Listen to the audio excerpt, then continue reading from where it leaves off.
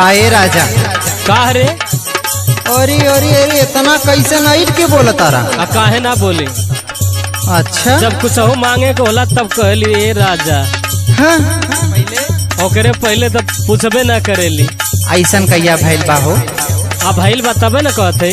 सुना सुना वैसे बनेला तू सैया बड़ी बात वहला, वैसे बनेला तू सैया बड़ी बात वहला, बड़ी बात वहला। राजा चाही साड़ी हमके गुजरात वहला,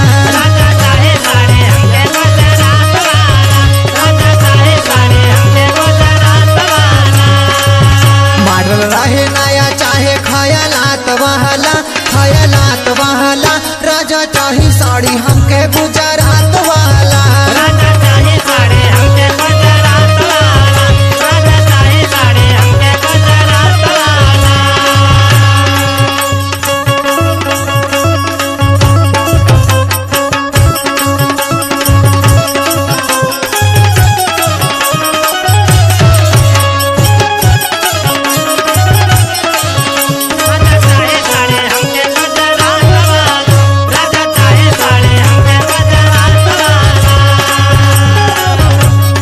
ए राजा जी।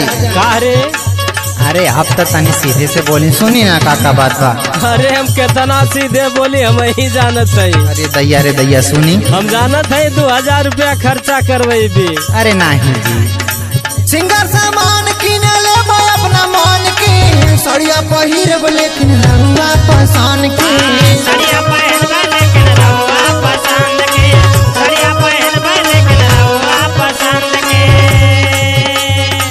सिंगर सामान किने ले अपना मन के, सड़िया पहिरब लेकिन रहुआ पसंद के, सड़िया पहिरब लेकिन रहुआ पसंद के, सड़िया पहिरब लेकिन रहुआ पसंद के।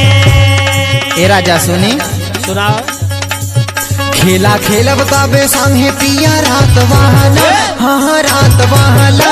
राजा चाही साड़ी हमके गुजरात वाला, राजा चाहे साड़ी हमके गुजरात वाला, राजा चाहे साड़ी हमके गुजरात वाला।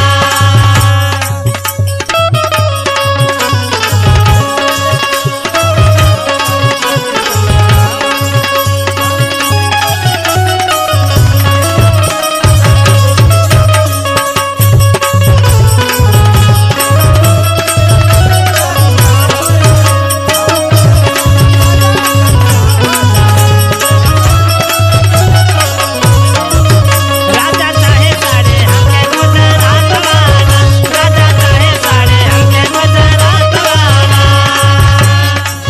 हे राजा सुना, बड़ा हाइट के बोला ताड़ा ना, अब ज्यादा गुस्सा ना दिलावा। अच्छा का करबो?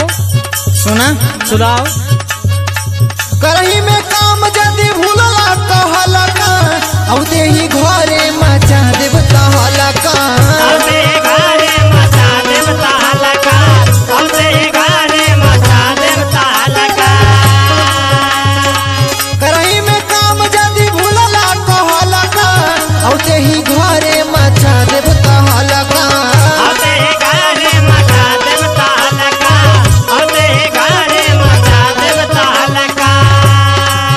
गौरव सिंह हम कलर चाही दिहात वाला, दिहात वाला। राजा चाही साड़ी हमके गुजरात वाला, राजा चाहे साड़ी हमके गुजरात वाला, राजा चाहे साड़ी हमके गुजरात वाला, राजा चाही साड़ी हमके गुजरात वाला, राजा चाहे साड़ी हमके गुजरात वाला। सुनला न ज्यादा इठा मत। अच्छा तो ठीक बा, नौटंकी न कर, चल के ले ले।